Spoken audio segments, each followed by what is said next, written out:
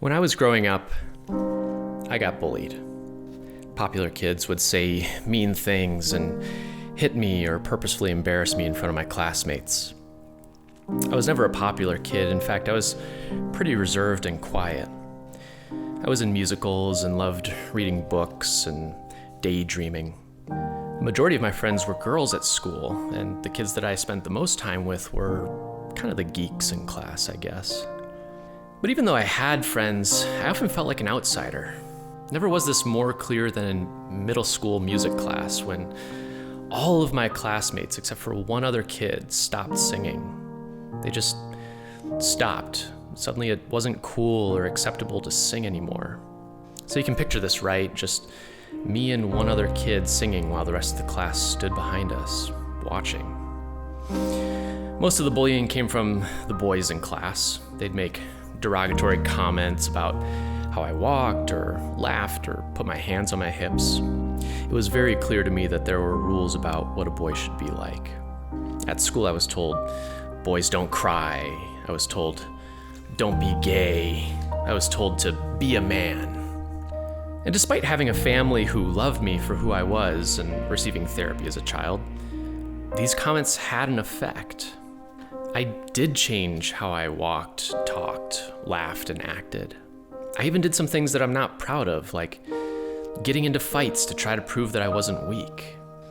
I tried to become what I thought a man should be. And along the way, it caused me stress and self-doubt and sometimes got me into trouble. Okay.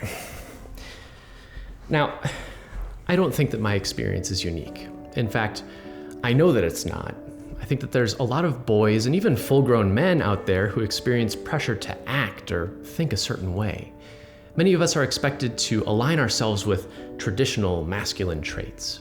These include things like not appearing vulnerable and dominating others, aggressiveness and competitiveness, risk-taking behaviors, and emotional stoicism and lack of intimacy and self-reliance. These qualities aren't necessarily bad, but when we're told that we have to act a certain way in order to be accepted, well then, that's when you run into problems.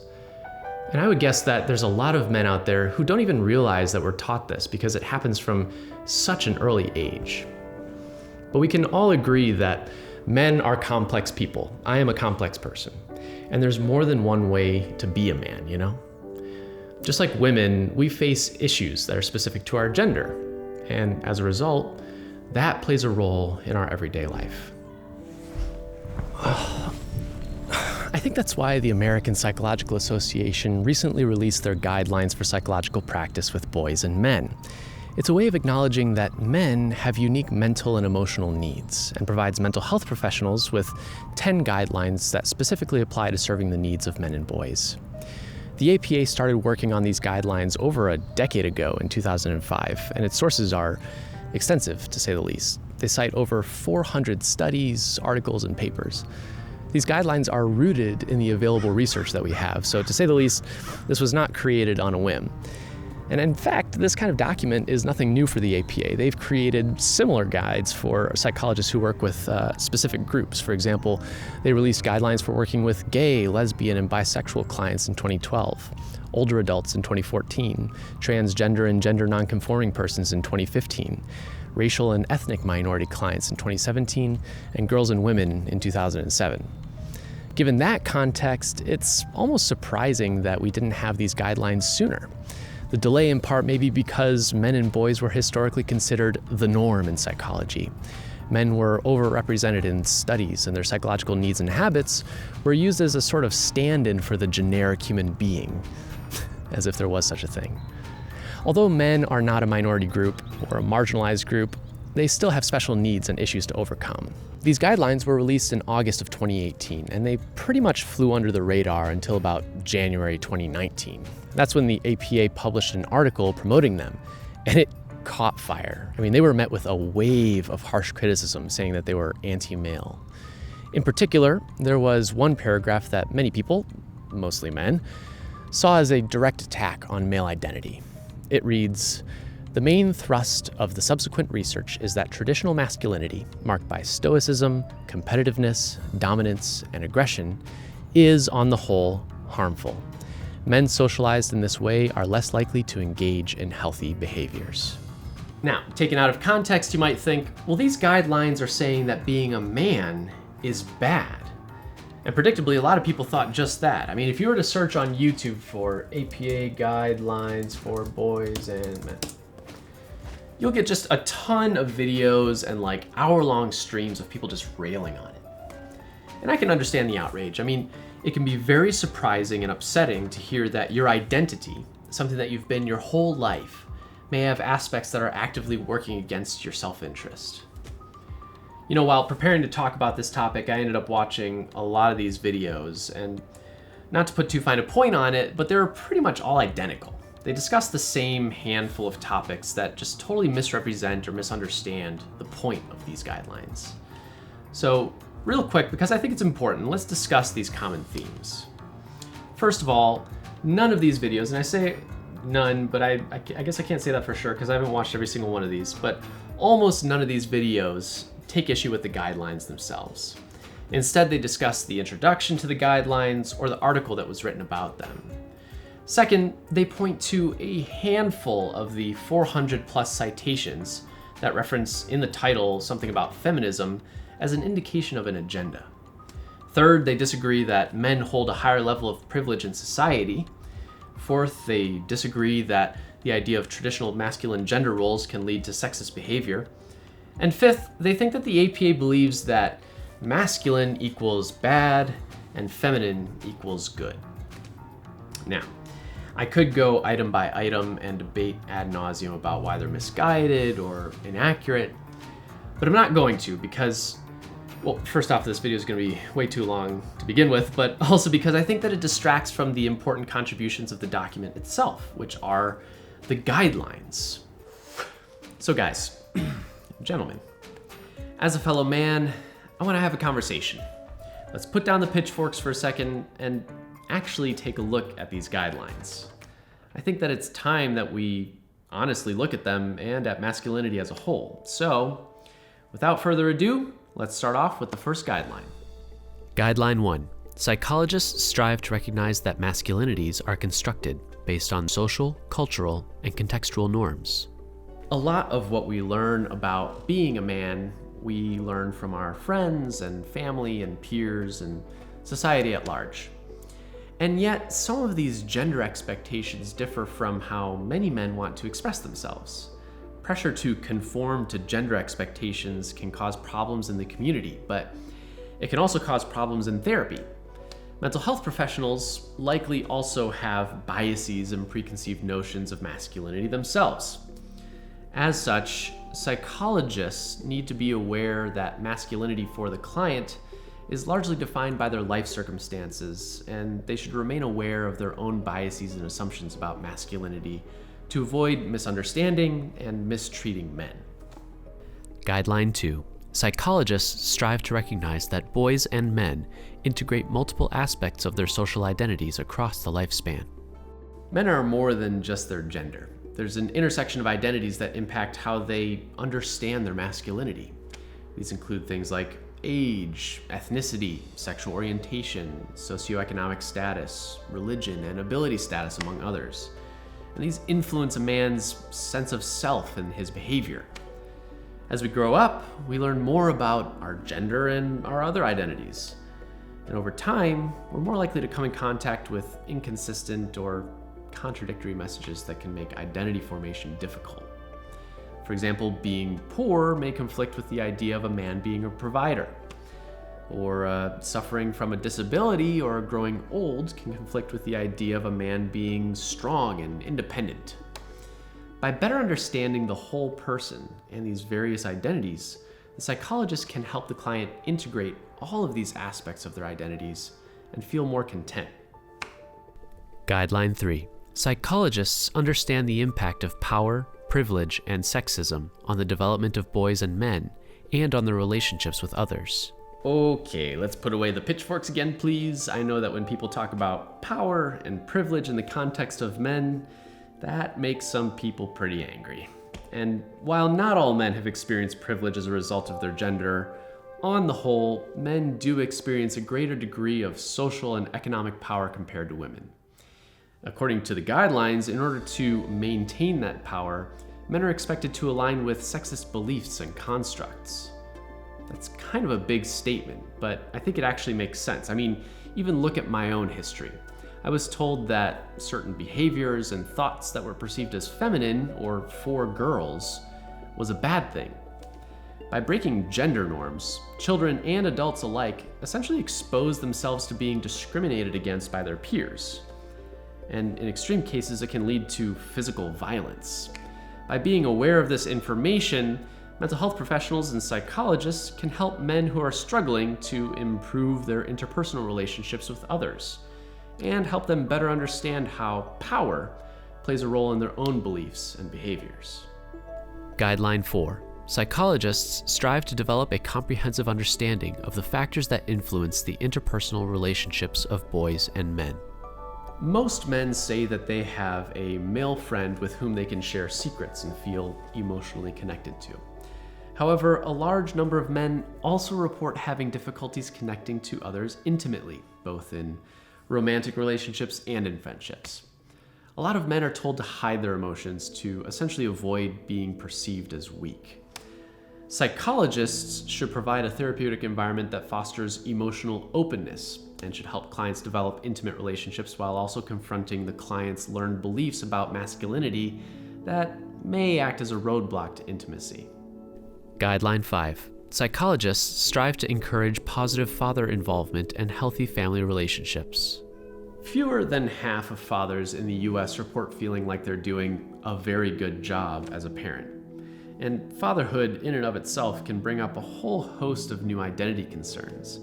Many men feel inadequate compared to their partners in terms of their parenting skills or involvement, and they may not have had a positive fatherly role model in their own lives. Psychologists should work with the father specifically on communication and engagement in their child's lives. And it's shown to improve the life satisfaction of both the father and the child. Specific recommendations involve empowering fathers to feel more confident in their parenting skills, promoting active play, and helping fathers understand their role better.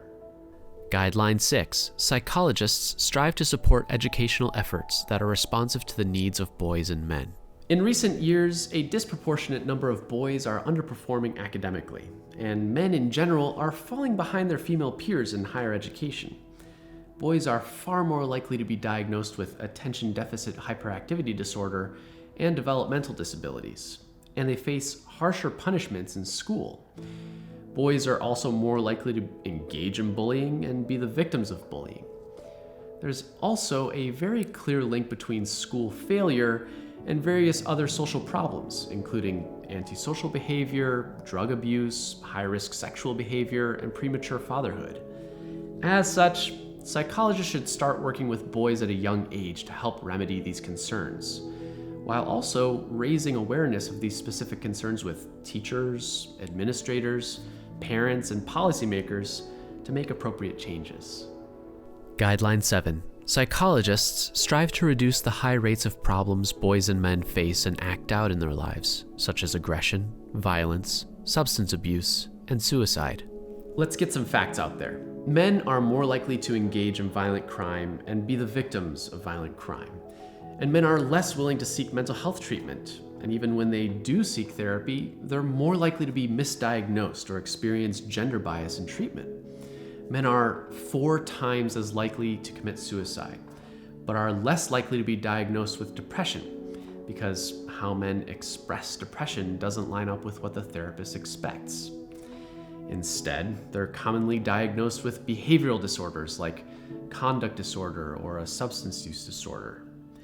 Psychologists should essentially look under the hood and understand that factors that lead men to aggression or violence might also be the result of an expression of men trying to cope with depression, anxiety, and trauma. Using an empathetic approach, psychologists could help these men better develop communication and problem-solving skills. Guideline 8. Psychologists strive to help boys and men engage in health-related behaviors. Evidence shows that men are more likely to engage in risk-taking and unhealthy behaviors and are less likely to have regular health screenings. This means that men end up in more accidents and are more likely to engage in substance abuse and are more likely to die from preventable diseases, among other things. This extends to mental health as well. Men are half as likely as women to engage in therapy. Psychologists should help men build health-conscious habits and break down beliefs that may prevent them from downplaying their symptoms or avoiding the help that they need. Additionally, psychologists should encourage clients to be open about seeking help, as this is shown to increase the likelihood that other men seek help. Guideline 9. Psychologists strive to build and promote gender-sensitive psychological services. It's quite possible that many men don't seek therapy because they feel that the therapeutic setting is not welcoming. Therapy often entails discussing feelings and disclosing vulnerabilities and admitting dependency needs. A lot of men, particularly men who adhere to traditional masculine roles, might have difficulty expressing themselves in this way, and it can be very uncomfortable for them. Likewise, therapists can make inaccurate assumptions about a client who isn't able to talk about his feelings or a client who's aggressive. So, psychologists should identify ways to better adapt services to fit men's needs. For example, for boys, that may involve doing shorter sessions or holding sessions outside on a jungle gym.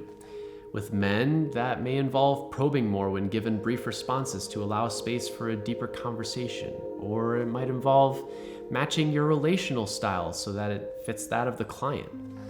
Regardless, the treatment should be tailored to the specific needs of that client. Guideline 10. Psychologists understand and strive to change institutional, cultural, and systemic problems that affect boys and men through advocacy, prevention, and education. Men account for 93% of all adults in federal prison. Nearly every school shooter in the last 30 years has been an adolescent male. 90% of all homicides in the US are committed by men, and men constitute 77% of homicide victims. Men are far more likely than women to be charged with intimate partner violence. All of these statistics are at least partially the result of the social and cultural environment in which men are raised. Although most violence is committed by men, most men are not violent, and yet there is a stereotype that men are, in general, aggressive and violent. This can have a lot of negative consequences on a broad social scale. So this guideline suggests that psychologists get involved in those broad spheres by supporting public policy that addresses problems related to incarceration and other male-specific needs. Likewise, psychologists should raise awareness about how rigid gender roles can affect a person's health and well-being. They should advocate for studies that further our understanding of men's experiences, particularly in less studied intersectional identities. There's a lot more work to do, but we're getting there. So now you know all about the guidelines put forward by the APA. Most of this seems pretty common sense, don't you think? A lot of critics question the objectives of this document, but I think that the objective is pretty simple. It's to allow therapists to help men and boys lead happy, healthy lives. Nowhere in the document does it say that being a man or having masculine traits or behaviors is bad. It's mostly meant to highlight the ways that rigid social and cultural enforcement of male gender roles are bad for everyone, men included. If some men feel threatened or are bothered by that, well then, maybe that's a symptom of their own insecurities, and perhaps they should take a good long look in the mirror. Thanks for watching, and until next time, I'm Micah. Think about it.